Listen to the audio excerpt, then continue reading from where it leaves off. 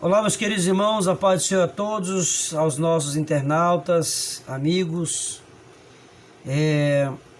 Quero aqui trazer mais um resumo da lição bíblica, que será estudada agora no dia 23 de janeiro de 2022. E vocês que gostarem do vídeo, eu não gosto muito de pedir, mas vocês que gostarem do vídeo, repassem para outras pessoas, compartilhem, curtam, se inscrevam, porque vale a pena aprender a palavra de Deus, amém? Então vamos falar sobre a estrutura da Bíblia Sagrada. Quero ler aqui apenas o texto áureo, que está em Lucas 24, 44. E disse-lhe, são estas as palavras que vos disse, estando ainda convosco. Convinha que se cumprisse tudo o que de mim estava escrito na lei de Moisés e nos profetas e nos salmos. Disse Jesus, né? Convinha que tudo isso se cumprisse, porque estava escrito. Então, amados irmãos, vamos estudar agora sobre a estrutura da Bíblia Sagrada, a palavra de Deus. O que compõe o Antigo Testamento e o que compõe o Novo Testamento. Amém? Então, vamos lá.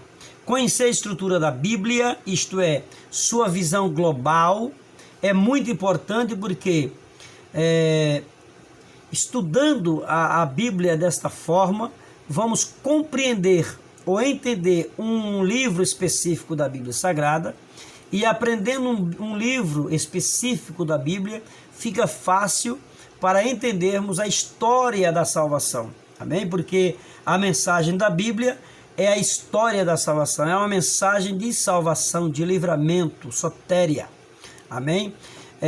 F.F. Bruce, um dos biblicistas mais conceituado, ele fala que a mensagem central da Bíblia é a história da salvação, e ao longo dos testamentos, ou seja, ao longo do Antigo e Novo Testamento, ele nos traz uma mensagem reveladora, uma história reveladora, que aquele que traz, ele diz que pode distinguir-se em 3 elementos. Ele diz que ao longo dos testamentos pode ser distinguido 3 elementos. Quais são esses elementos? Primeiro, aquele que traz a salvação, o meio da salvação e os herdeiros da salvação. E isso é muito interessante, é muito importante. Vamos entender agora sobre a estrutura do Antigo Testamento. Na semana que vem, agora domingo próximo, nós vamos estudar nessa semana. E é muito interessante, é muito importante obter essa perspectiva mais global do Antigo Testamento, pois a classificação do Antigo Testamento está em lei, históricos, poéticos e proféticos. Essa é a classificação estrutural do Antigo Testamento. Amém? Quero deixar aí bem claro que é para os irmãos dar um resumo na escola bíblica dominical, aos professores já chegarem na escola dominical, para resumir o tempo, porque nós sabemos que o tempo é muito pouco para ensinar na escola bíblica dominical. Muitas igrejas por aí que tem 50 minutos, outra 1 hora, 1 hora e 20. Mas falar desse livro sagrado, falar dessa palavra que é pura, verdadeira, 30 versículo 5 de Provérbios diz que essa palavra é pura, ela não tem mistura, não tem nada que deixe resquício de dúvida. Ela é pura, ela é fiel, ela é digna de toda honra, digna de toda aceitação, digna de glória. Essa palavra de Deus é a palavra inerrante, inspirada por Ele. Então, queridos irmãos, aqui só para finalizar o Antigo Testamento, vamos estudar aqui sobre a lei, históricos, poéticos e proféticos, como já falei. Isso revela uma revelação divina progressiva. Deus se revela ao homem em Gênesis, e Deus também estabelece leis em Êxodo. E em Levítico, em Número, ele organiza o povo, estabelece lei no templo em Levítico e recorda a lei para o povo se estabelecer na terra em Deuteronômio. Isso é muito bom porque quando Deus recorda a lei para o povo se estabelecer numa terra, Isso é muito importante, é sinal que Deus é organizado. Então, Deus fala com o homem, ou seja, se revela ao homem em Gênesis, em Êxodo ele estabelece leis, organiza o povo em número e estabelece ministradores em Levítico. Em Levítico ele estabelece ministradores. E em Deuteronômio ele reorganiza, ou seja, ele traz a memória do povo, a recordação ao povo, que o povo tem que se estabelecer numa terra para adorar o Senhor.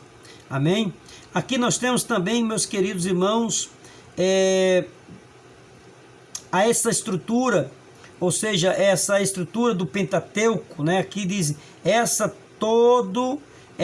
evolução que vemos no Pentateuco se dá ao longo de todo o Antigo Testamento, desde quando a nação se tornou monarquia, se tornou uma monarquia, né?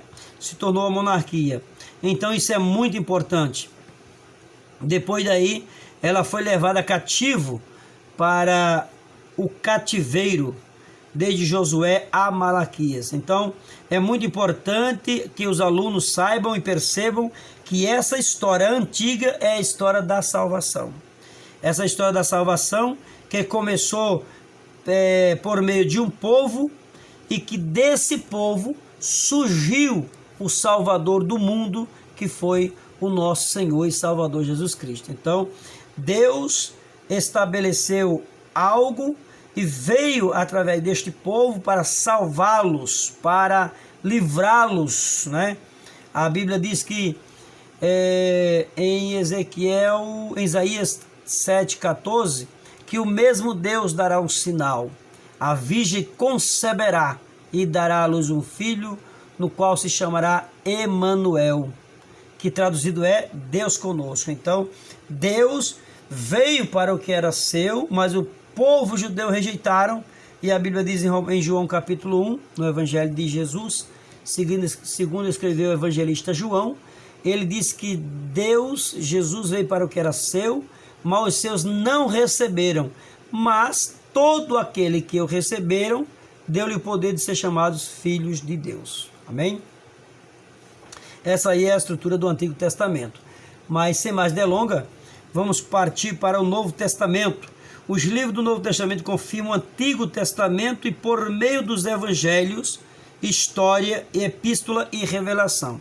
Ou seja, o Novo Testamento, a estrutura do Novo Testamento é os 4 evangelhos, depois o livro de Atos, que é o livro histórico, depois vem as epístolas paulinas e por fim nós vemos aí não só as epístolas paulinas, também as outras epístolas de 1ª, 2ª Pedro, 1ª, 2ª, 3º João e Judas, né?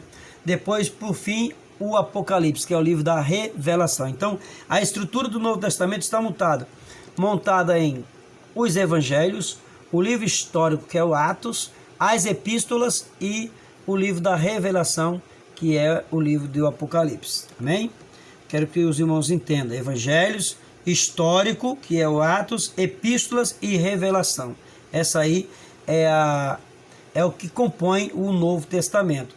A Bíblia diz que